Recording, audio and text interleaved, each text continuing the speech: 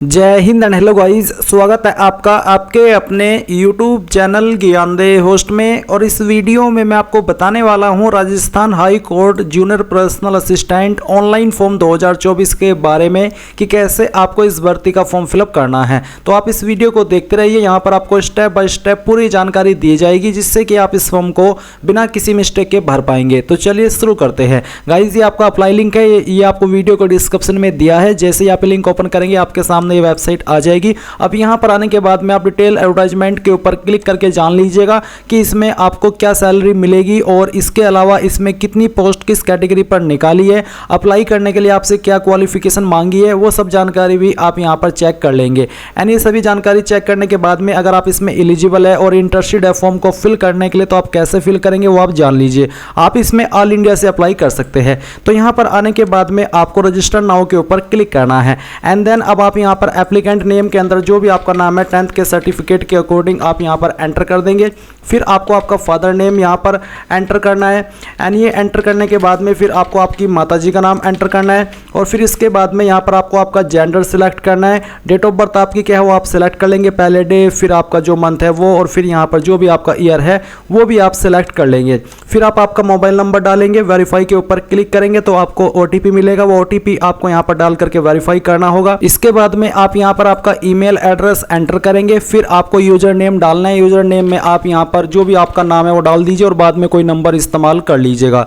इसके बाद में गाइज आप आपका पासवर्ड डालेंगे। पासवर्ड आपका कैसा, उसका एक एग्जांपल आप यहां पर देख लीजिए। आपके पासवर्ड के अंदर इंग्लिश का capital letter, small letter, special character और 7 डिजिट का इस्तेमाल होना चाहिए। तो कुछ इस तरह का पासवर्ड आप बना लेंगे एंड उसको दोबारा डाल करके वेरीफाई करेंगे। फिर ये कैप्चा कोड यहां पर डालेंगे और सभी जानकारी को चेक करने के बाद रजिस्टर के ऊपर क्लिक करेंगे। अब आप यहां पर देख सकते हैं कि जो आपका राशन है वो हो चुका है। अभी आपको यहां पर फिल फॉर्म इसके ऊपर क्लिक करना है। इसके ऊपर क्लिक करने के बाद कुछ जानकारी आपकी राशन की यहां पर भरी हुई है और कुछ जानकारी अभी आपको भरनी है, जैसे कि मैरिटल स्टेटस क्या है, अनमैरिड, मैरिड, डाइवोर्स, मेल या फिर विडोवर, जो भी है वो आप यहां पर सेलेक्ट कर लीजिएगा। फिर आप बोनाफाइड रेसिडेंट ऑफ, अगर आप राजस्थान के स्थायी निवासी है तो आप राजस्थान सेलेक्ट करेंगे। एंड अगर आप अदर स्टेट है तो आप अदर स्टेट सेलेक्ट कर लेंगे। अगर राजस्थान से है तो राजस्थान सेलेक्ट करने के बाद आप नेशनलिटी के अंदर सिटीजन ऑफ इंडिया सेलेक्ट करेंगे और जो भी आपकी होम डिस्ट्रिक्ट है वो आपको यहाँ पर सेलेक्ट कर लेनी है। इसके बाद में गाइज यहाँ पर आपकी कैटेगरी कौन सी है वो कैटेगरी आपको सेलेक्ट करनी है। एंड देन फिर यहाँ पर आपका, जैसे कि अगर मैं जनरल सेलेक्ट करता हूँ तो फिर आपको सर्टिफिकेट नंबर और सर्टिफिकेट डेट की आवश्यकता नहीं है।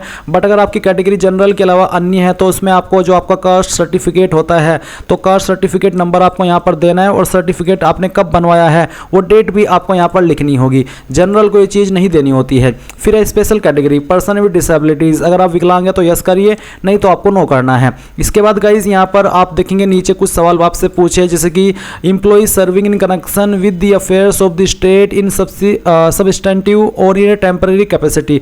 अगर आप यहाँ पर ऑलरेडी जॉब कर रहे हैं इस लेवल पर जो कि यहाँ पर आपको बताया है स्टेट के अंदर, तो आप यस करिएगा, नहीं तो आपको नो करना है। अगर आप सिंपली फ्रेशर है तो आप नो कर दीजिए। फिर आपको यहाँ पर बताना है अगर आप डिफेंस सर्विस पर्सनल है तो आप यस कीजिए, नहीं तो आपको नो करना है। इसके बाद अगर आप एक्स सर्विसमैन है तो आप यस करेंगे, नहीं तो यहाँ पर भी आपको नो करना होगा। अब आती है एड्रेस डिटेल। तो यहाँ पर गाइज जो भी आपका एड्रेस है वो आप यहाँ पर लिखेंगे। सिटी या फिर विलेज का नाम क्या है वो आप यहाँ पर लिख देंगे। डिस्ट्रिक्ट आपकी कौन सी है और डिस्ट्रिक्ट आपको यहाँ पर एंटर कर देनी है। एंड देन फिर आपको यहाँ पर पिन कोड भी डाल देना है। मैं ये एड्रेस डेमो के लिए भर रहा हूँ, कोई रियल एड्रेस नहीं है। आप आपका रियल एड्रेस यहाँ पर भरिएगा। फिर आपका स्टेट कौन सा है वो स्टेट आप यहाँ पर सेलेक्ट कर लीजिए।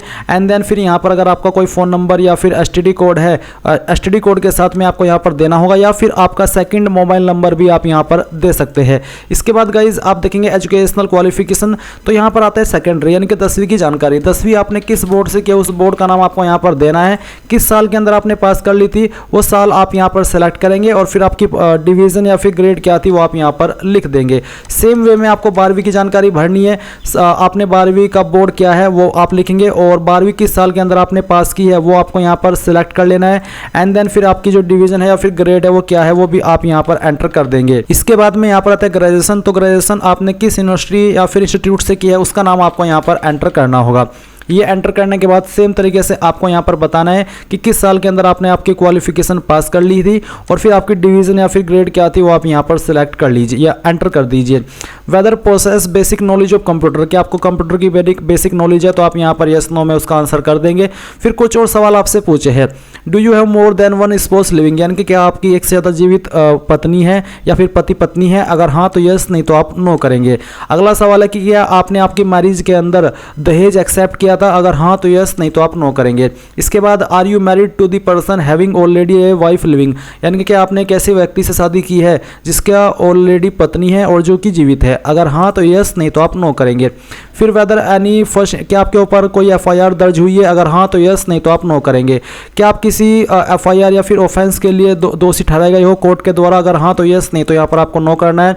क्या आप किसी एग्जाम में डिस्क्वालीफाई या फिर ब्लैकलिस्ट या फिर डिग्रेड किए गए हैं, अगर हाँ तो यस, नहीं तो आप नो करेंगे। एंड देन आप डिक्लेरेशन के ऊपर टिक करेंगे। पहले इसमें आपको यहाँ पर बताना कि कहाँ से आप इस फॉर्म को भरें, आपकी सिटी का नाम लिख दीजिएगा। फिर आप यहाँ पर फोटो अपलोड करेंगे जिसका साइज 10 से 25 KB के बीच में रखा है। तो आप चूज फाइल के ऊपर क्लिक कीजिए, जहाँ पर भी आपकी फोटो फाइल है सेलेक्ट करनी है और यहाँ से ओपन कर लेना है। फिर जो आपका सिग्नेचर है वो अपलोड करेंगे, इसका साइज भी 10 से 25 KB के बीच में रखा है। तो जहाँ पर साइन है, साइन को आपको सेलेक्ट करना है और यहाँ से ओपन कर लेना है। फिर यहाँ पर upload front side of photo ID, आप यहाँ पर एक फोटो आईडी देंगे जिसमें कि आप आधार कार्ड, आपका जो ड्राइविंग लाइसेंस है वो, या फिर आपका वोटर आईडी कार्ड, इनमें से किसी भी आईडी का इस्तेमाल कर सकते हैं। ध्यान दीजिए, पहले आपको यहाँ पर आपकी फ़ोटो का जो आईडी है उसका फ्रंट साइड अपलोड करना है और फिर बैक साइड। तो अगर आप आधार दे रहे तो पहले आप फ्रंट साइड अपलोड कर देंगे और फिर आपका बैक साइड। उसके बाद में कैप्चा कोड डालेंगे और सेव एंड मेक पेमेंट, इसके ऊपर क्लिक करेंगे। अब गाइज यहाँ पर आपको पेमेंट के पेज पर ट्रांसफर कर दिया है। आप अपनी एप्लीकेशन फीस, नेट बैंकिंग या फिर एग्रीगेटर के ऊपर क्लिक करके आप ये बिल डैश सेलेक्ट कीजिए और फिर पे नाउ के ऊपर क्लिक कीजिए। अब आपको यहाँ पर पेमेंट के काफ़ी सारे विकल्प मिलेंगे, यानी कि सिर्फ नेट बैंकिंग नहीं बल्कि आप यहाँ पर जो अन्य माध्यम होते हैं पेमेंट करने के वो भी देख सकते हैं, जैसे कि net banking, credit card, debit card, wallet. तो जिस भी माध्यम से आपको फीस जमा करनी है वही आप यहाँ पर सेलेक्ट कर लीजिए। एंड देन जैसे ही आप यहाँ से आपकी एप्लीकेशन फीस जमा कर देंगे तो आप अपने फॉर्म का फाइनल प्रिंट आउट ले पाएंगे। तो इस तरह से गाइज आप लोग Rajasthan high court junior personal assistant online form 2024 को भर पाएंगे। आई होप ये प्रोसेस आपको पसंद आया होगा। अगर कोई सवाल डाउट रह गया हो तो कमेंट के माध्यम से पूछ लीजिएगा, और आपने अगर अभी तक वीडियो को लाइक नहीं किया तो कर दीजिए। And thanks for watching. जय हिंद।